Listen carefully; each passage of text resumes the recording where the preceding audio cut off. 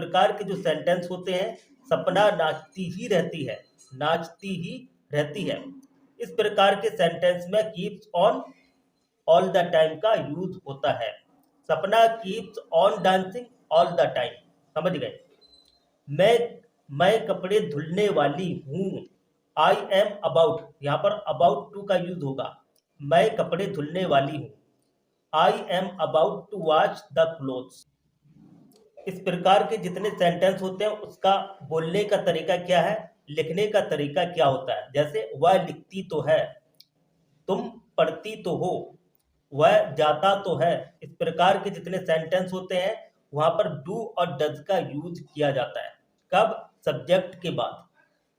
He does right, वह लिखती तो है, ही डज राइट। समझ गए। अगर सब्जेक्ट एक वचन है तो उसके साथ डज का यूज किया जाता है। अगर सब्जेक्ट बहुवचन प्लुरल है तो उसके बाद डू का यूज किया जाता है। तुम पढ़ती तो हो, यू डू राइट।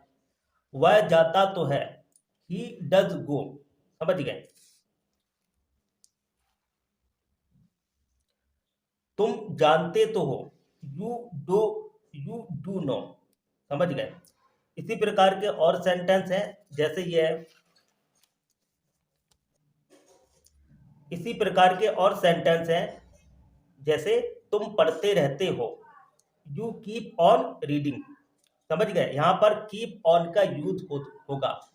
पढ़ते रहते हो, लिखती रहती हो, खेलता रहता है, सोता रहता है, बोलते रहते हैं। इस प्रकार के जो सेंटेंस होते हैं वहां पर कीप ऑन का यूज किया जाता है।